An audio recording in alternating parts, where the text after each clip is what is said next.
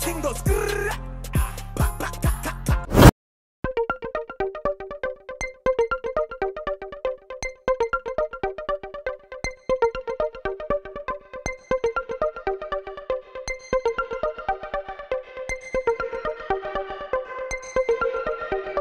It's pretty self-explanatory why this one offers better protection than this one. You've got protection on the full face helmet that you don't have on the open face. Plus, you're open to the elements in the open face helmet. You know, wind, sun, bugs, everything's coming at you with that helmet. So we know that the main advantage of a full face helmet is the chin protection. But what's the other options, and why should we choose one helmet more than another? And when should we wear certain helmets, and for what occasions? Let's find out.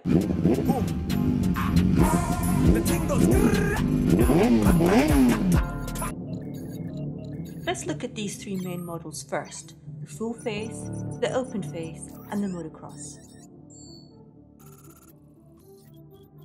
The full face helmet is the most popular choice. It has an aerodynamic design, air vents, and it's a really great supportive helmet. For most riders, it's a staple. The open face is lightweight and easy to wear. It doesn't feel claustrophobic. It's a comfortable helmet. The motocross helmet is a lightweight, full protection helmet, but with lighter padding than the full face. It offers the same field of view as the open face, but with more protection. Boom. The thing goes grrr.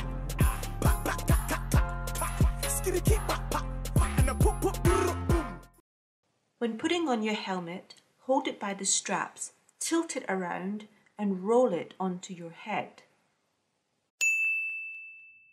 Don't just shove it on your head, roll it.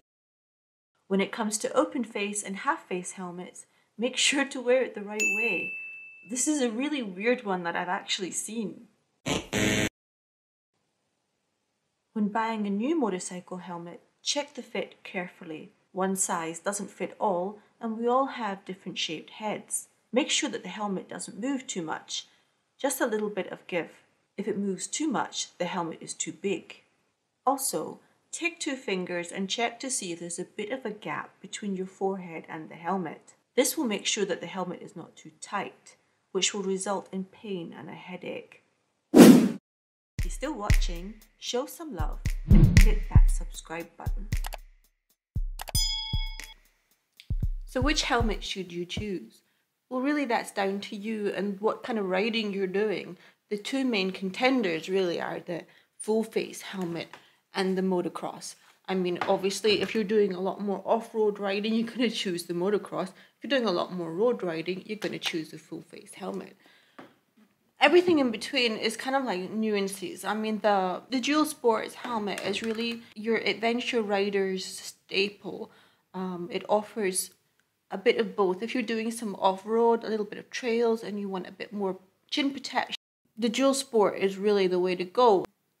However, if you're mainly sticking to road and you need that aerodynamic, this is your full face. I really wouldn't recommend the open face or the half face unless you're just riding around the block. In truth, I own one and that's what I use it for. I live in a little quiet area, and although accidents happen closest to home, I do just wear the lightweight helmet for when I'm going out for a coffee or going out for groceries in my local area only. Just for practicality. And then if I'm riding around at slower speeds, just, you know, trails and a little bit of city riding, I will use my motocross helmet. And if I'm on a big ride, I'm going to use my full face. I really think my next helmet will probably be the dual sport. I think that's the perfect kind of helmet. The dual sport has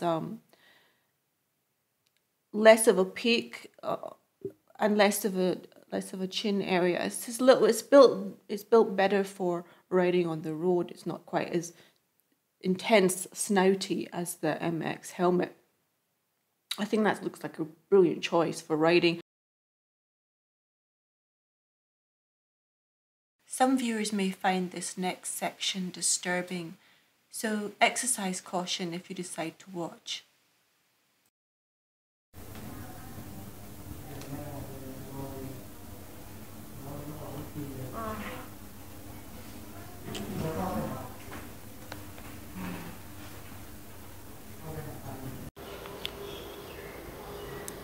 Two days ago, I had an accident traveling along the road. I was wearing protective gear, helmet's a bit big for me, but this makes me realize how important protective gear is, because I'm lucky to be alive. My face has stitches, my tongue has stitches, under my lip, above my lip, all has stitches. I have stitches on my hand. I'm covered in bruises. All down my legs are big bruises and swelling on my hands, my face, both hands, and cuts everywhere. This is day 5 and the stitches are out. Doctor's left one nice forgotten. Guess it's all the scabbing, you didn't see it, which is fair enough. Tongue stitches seem to have dissolved. Same with the lip. Still got a little swelling, and I still don't have full sensation in my tongue. Most of it's okay, but the tip is pretty numb and underneath. It's like if you have an injection at a dentist. I'm scared about laughing or smiling and splitting my lip. It's like every time I laugh I have to hold it together, physically and mentally. And yeah, well, this stitching here will stay on longer, like another 2 weeks. And I've just got to keep an eye on no infection, but of course even in my kind of revived state at 𝐜𝐨𝐧𝐭 hospital, the first thing I wanted to find out is give me antibiotics. I never want to have an infection again. So in that sense I've learned my lesson. Not that I should have learned one hard way, blah blah blah blah. Anyway, oh yeah, I didn't mention in the other videos that actually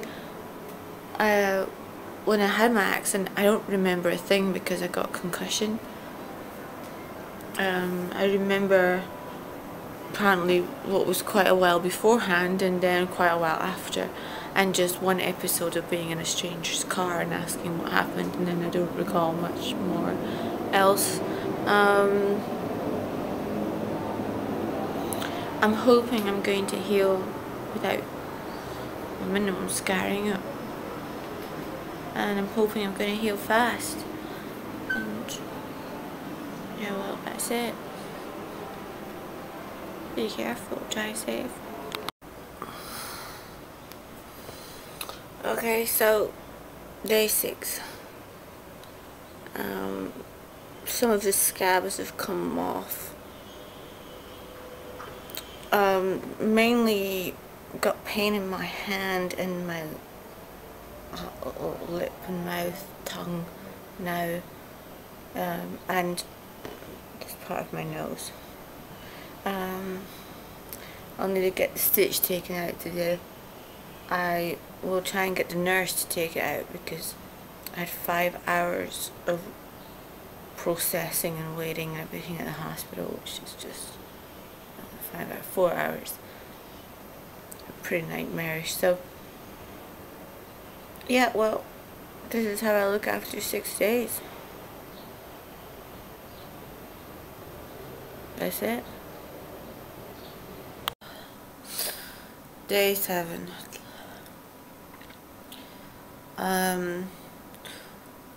Last night I discovered that I have a deviated septum, and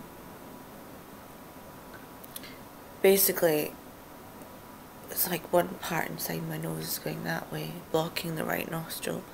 The other part is going that way, and it's causing a slight misshaping of the nose, but mainly it's happening inside. So I can't breathe properly. At first I thought it was swelling, but then when I had a proper look with a torch and a bit of exploration, I realised that there's a big problem inside my nose. So I went along to the hospital today, and they shoved a big long cable thing with a light in it down my nose and throat, and felt like absolute hell. But she couldn't get it in the right nostril, just in the left, and now seems that I have to schedule for surgery to correct it. So she's like, great, you know, can't just have a simple fall and get myself all scarred up, but I have to have a complicated fall, scarred up, and further complications. I know I should look on the bright side of things. Day what? Day 8? Or day 9? I don't know. These things on my face are silicone gel patches. This stuff here, in the hope that it will reduce scarring and speed up the whole healing process. Well, that's gonna be on for a while, and yeah, just trying to get past tomorrow. I'll go see the doctor about the nose and see if I can get the stitches out, and went to immigration today and they messed up my visa. It's a really long story, but I don't know, I think I've got a curse on me at the moment. I'm hoping that's going to be over soon. Think positive. Yeah. Yep. Joy of joys.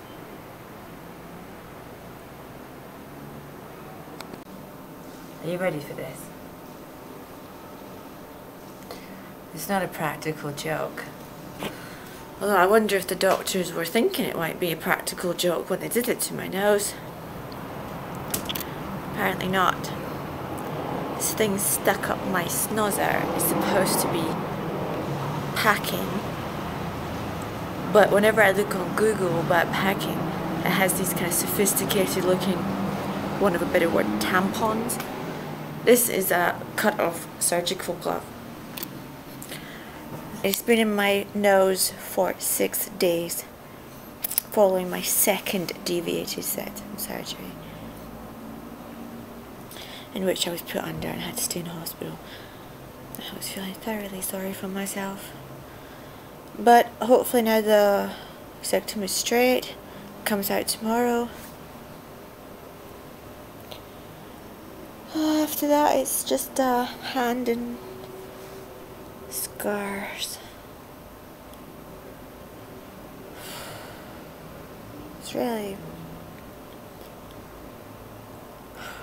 It's kind of tough seeing the bright side of this.